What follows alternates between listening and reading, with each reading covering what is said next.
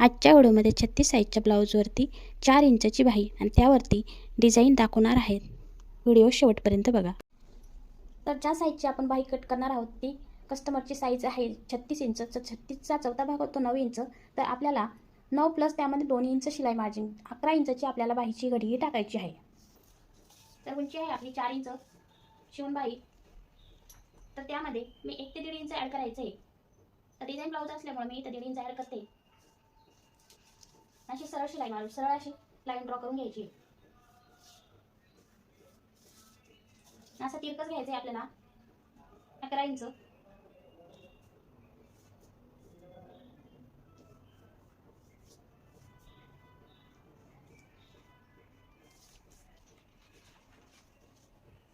तर असं तिरकस घेतल्यामुळे बरोबर आपली इथं कॅप हाईट निघून जाते.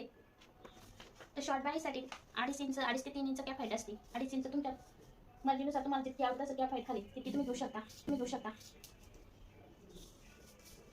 आणि रुंदी आहे यार 13 इंच. 13चा हाफ होतो 6.5 प्लस त्यामध्ये 2 इंच ॲड करायचं आहे. 2 ते 2.5 इंच.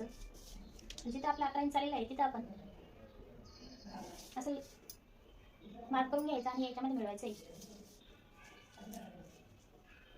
2.5 इंच वरती. आता एक भाग आपण जास्तीचा ठेवणार होते तरी अगोदर मी 2 भाग कट करून घेते. आता आपण अगोदर एका बाईची कटिंग करून घेऊ, नंतर दुसरी कशी करायची ते दाखवते मी. आता इथे 3 इंच मार्क करायचं आहे आणि 3 इंच दोन्ही साईडला करायचं आहे. सेंटरवरून 3 इंच दोन्ही साईडला घ्यायचं आहे. इकडून 3 इंच आणि इकडून 3 इंच. तर अगोदर आपण एक बाईची डिझाईन काढून घेणार आहोत, कारण एका साईडला कमी पडतं. त्यामुळे एका बाईची रुंदी ही जास्त असायला पाहिजे म्हणून मी एक बाई तुम्हाला कटिंग करून दाखवते इथं. आता जिथून आपण इथं मार्किंग केलेलं आहे आपली शिलाई मार्जिनची फिटिंगचं मार्किंग केलं आहे तिथून आपल्याला सेट घ्यायचा आहे. जो तुमचा हात चालेल त्या पद्धतीने तुम्ही सेट घ्यायचा आहे. हा सेप आपल्या 3 इंच मार्किंग केली होती, तुम्ही या बाजूला घेऊ शकता किंवा या बाजूला घेऊ शकता. असा सेप घ्यायचा आहे.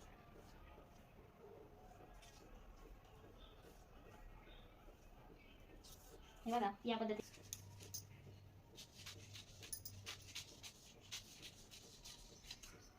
हे बघा आता हा भाग आपल्याला घ्यायचा नाहीये, हा घ्यायचा आता दुसऱ्या बाईचा भाग.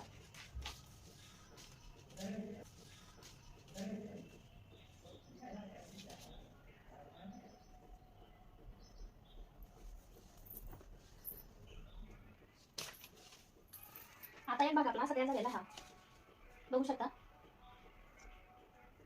आता हा भाग असा तयार झालेला आहे. आता एक भाग आपला वरती राहील. आता हा खालचा सेट या बाजूला देऊन घ्यायचा आपल्याला. मला इथं सेंटर घ्यायचं.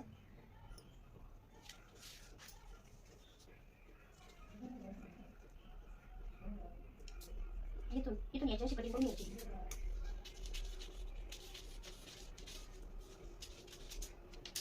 दोन्ही भाग आपले सेम झालेले.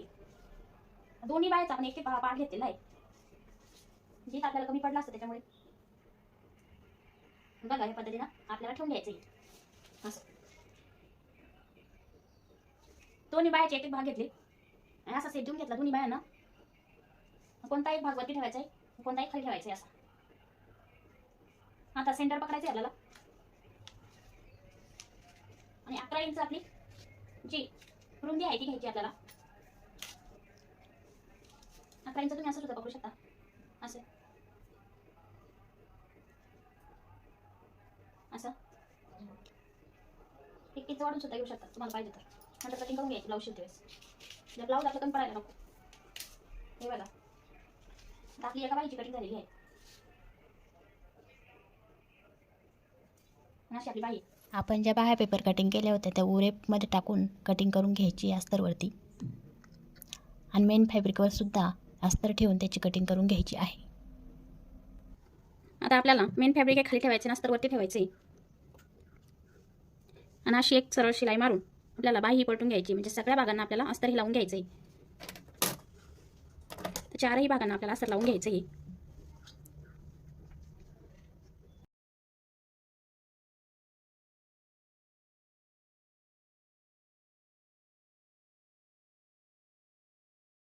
आता हे 4ही फॅब्रिकला मी अस्तर लावून घेतलेलं आहे. तर बघू शकता तुम्ही.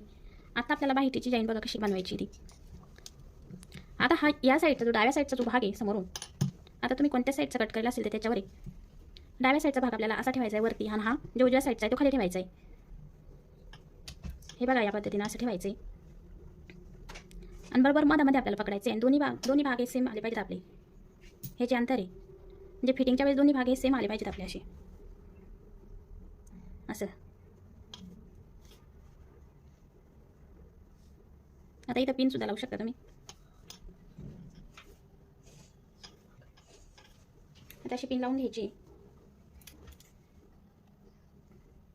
आता अशी पिन लावून आपल्याला इथपर्यंत अशी लेस लावायची, आणि इथून खालून सुद्धा अशी लेस, इथून थोडीशी खालून अशी लेस लावता यायची. या दोन्ही भागांना आपल्याला लेस लावायची. आता मी इथे लेस लावून दाखवते तुम्हाला.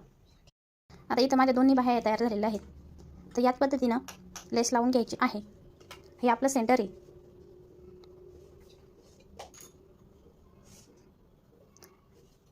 इथं तुम्ही पाहिजे तर तुम्हाला लटकन लावू शकता. तुम्ही तुमच्या पद्धतीने तुम्ही कोणतेही इथं डिझाईन तयार करू शकता. या ठिकाणी एक मोतीचे लटकन किंवा अशाच फॅब्रिकचे लटकन लावायचे, किंवा बटनसुद्धा लावायचे. तुमच्या पद्धतीने तुम्हाला जसं आवडेल तसं.